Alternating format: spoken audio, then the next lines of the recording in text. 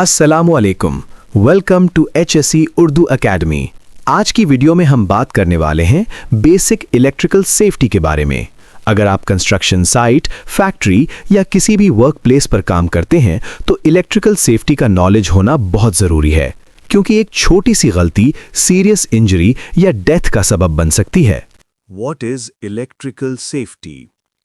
Electrical safety का मतलब है इलेक्ट्रिसिटी से रिलेटेड हैज़र्ड से बचना और अपनी और दूसरों की सेफ्टी एंश्योर करना। इलेक्ट्रिसिटी हमें नज़र नहीं आती, लेकिन ये बहुत पावरफुल होती है और अगर इसे सही तरीके से यूज़ ना किया जाए तो ये जानलेवा भी साबित हो सकती है। अक्सर लोग छोटी छोटी लापरवाहियां कर देते हैं, जैसे डैमेज्ड वायर्स यूज करना, वेट हैंड से स्विचेस टच करना या ओवरलोडेड सॉकेट्स यूज करना। ये सब चीजें इलेक्ट्रिक शॉक, बर्न्स और हत्ता के फायर हैजर्ड्स का सबब बन सकती हैं। इलेक्ट्रिकल सेफ्टी का बेसिक रूल ये है कि हमेशा प्रॉपर इक्विपमेंट यूज करें, फॉल्टी वायरिंग को तुरंत रिपेयर करवाएं और कभी भी इलेक्ट्रिसिटी को लाइटली ना लें। याद रखें, थोड़ी सी एहतियात आपको और आपके घर वालों को बड़े हादसों से बचा सकती है। इसलिए हमेशा सेफ्टी को प्रायोरिटी दें और रिस्पॉन्सिबल तरीके से इलेक्ट्रिसिटी यूज करें। Common electrical hazards. अब बात करते हैं कुछ कॉमन इलेक्ट्रिकल हैज़र्ड्स की जो अक्सर हमारी डेली लाइफ में नजर आते हैं, लेकिन लोग उन्हें इग्नोर कर देते हैं। Number 1, exposed wires. खुली हुई वायर्स बहुत डेंजरस होती हैं। इन्हें टच करने से डायरेक्ट इलेक्ट्रिक शॉक लग सकता है, जो सीरियस इंजरी का सबब बन सकता है। Number 2, overloaded circuits. जब एक ही सॉकेट पर ज्यादा अप्लायंसेस कनेक्ट कर दिए जाते हैं तो वायरिंग गर्म हो जाती है। ये ओवरहीटिंग आगे चलकर शॉर्ट सर्किट या फायर का सबब बन सकती है। Number 3, wet conditions.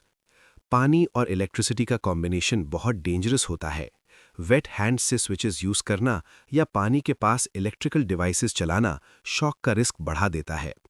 Number 4, damaged equipment. Torn cables, broken plugs या फॉल्टी डिवाइसेस यूज करना बहुत रिस्की है।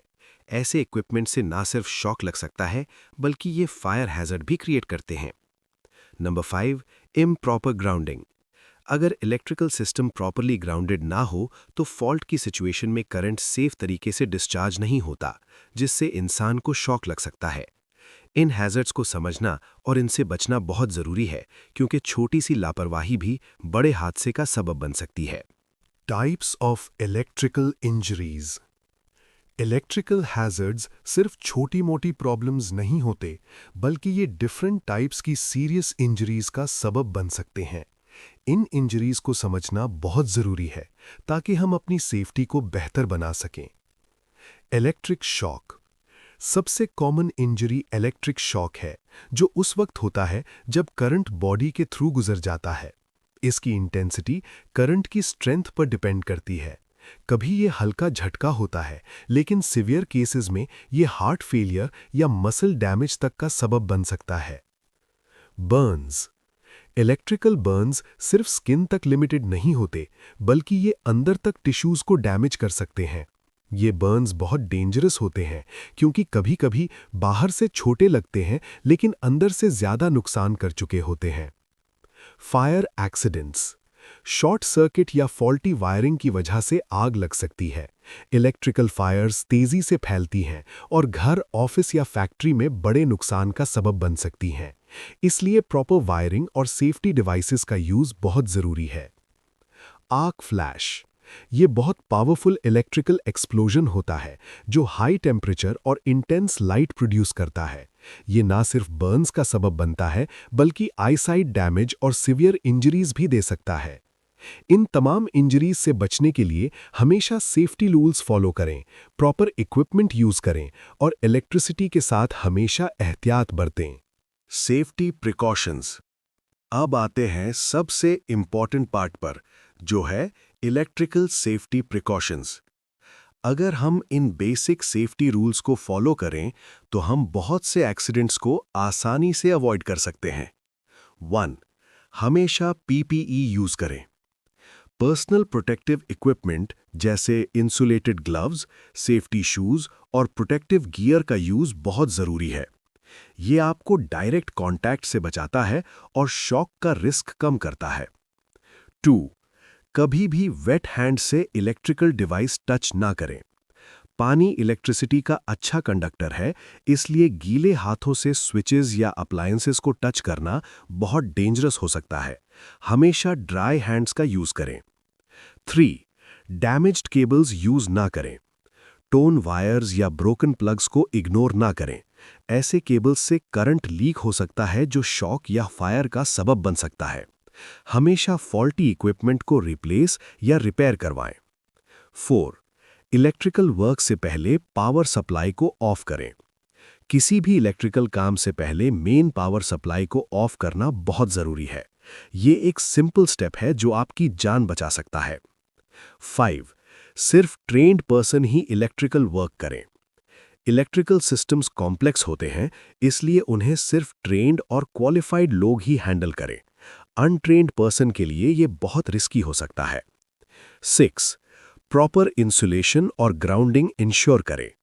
इंसुलेशन वायर्स को सेफ बनाता है और ग्राउंडिंग फॉल्ट करंट को सेफली डिस्चार्ज करती है। ये दोनों चीजें शॉक और डैमेज से बचाती है। 7. वार्निंग साइंस को इग्नोर ना करें। इलेक्ट्रिकल पैनल्स पर लगे वार्निंग साइंस और लेबल्स आपकी सेफ्टी के लिए होते हैं। इन्हें कभी इग्नोर ना करें और हमेशा इंस्ट्रक्शंस फॉलो करें।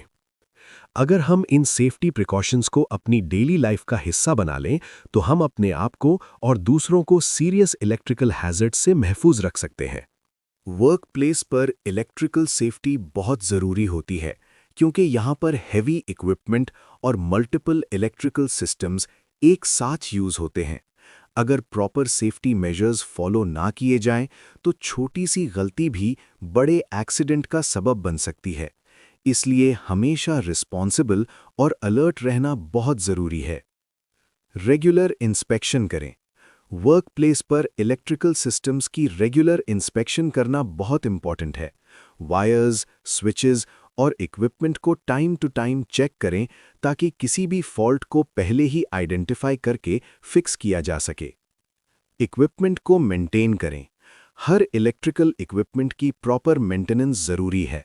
अगर मशीन्स या टूल्स ठीक कंडीशन में ना हों, तो उनसे शॉक या फायर का रिस्क बढ़ जाता है। इसलिए हमेशा इंश्योर करें कि इक्विपमेंट सेफ और फंक्शनल हो। एक्सटेंशन बोर्ड्स ओवरलोड ना करें। अक्सर लोग एक ही एक्सटेंशन बोर्ड पर बहुत ज़्यादा डिवाइसेस कनेक्ट कर देते हैं, जो ओवरहीटिंग और शॉर्ट सर्किट का सबब बन सकता है। हमेशा लोड को बैलेंस करें और अननेसेसरी कनेक्शन से बचें। इमरजेंसी प्रोसीजर्स को फॉलो करें। हर वर्क प्लेस पर इमरजेंसी प्रोसीजर्स डिफाइंड होते हैं। एम्प्लॉयज़ को इन प्रोसीजर्स का पता होना चाहिए, जैसे कि इमरजेंसी शटडाउन, इवैक्यूएशन रूट्स और फर्स्ट एड स्टेप्स। ये नॉलेज इमरजेंसी सिचुएशन में बहुत मददगार होती है। फायर एक्सटिंग्विशर अवेलेबल हो। इलेक्ट्रिकल फायर्स के लिए सूटेबल फायर एक्सटिंग्विशर का अवेलेबल होना बहुत ज़रूरी है। सिर्फ एक्सटिंग्विशर होना ही नहीं, बल्कि उसे यूज़ करना भी आना चाहिए। ट्रेनिंग लेना और रेगुलर ड्रिल्स करना बहुत हेल्पफुल होता है। अगर वर्क प्लेस पर ये सेफ्टी टिप्स फॉलो किए जाएं, तो ना सिर्फ एक्सीडेंट्स कम होते हैं, बल्कि एक सेफ और प्रोडक्टिव एनवायरनमेंट भी क्रिएट होता है। अगर किसी को इलेक्ट्रिक शॉक लग जाए, तो सबसे पहले ये समझना ज़रूरी है कि आपका रिएक्शन बहुत मैटर करता है। गलत तरीके से मदद करने की कोशिश आपको भी डेंजर में डाल सकती है। इसीलिए हमेशा काम रहकर सही स्टेप्स फॉलो करें। डायरेक्ट टच ना करें। सबसे पहला रूल ये है कि कभी भी शॉक लगने वाले पर्सन को सीधा हाथ ना लगाएं। अगर आप डायरेक्ट टच करेंगे, तो करंट आपके थ्रू भी गुजर सकता है, जो आपको भी शॉक दे सकता है। पहले पावर बंद करें। जितनी जल्दी हो सके मेन पावर सप्लाई को ऑफ करें। स्विच ऑफ करना या सर्किट ब्रेकर बंद करना सबसे सेफ तरीका है सिचुएशन को कंट्रोल करने का। ये स्टेप विक्टिम को करंट से अलग करने के लिए बहुत इंपॉर्टेंट है। इंसुलेटेड चीज से दूर करें।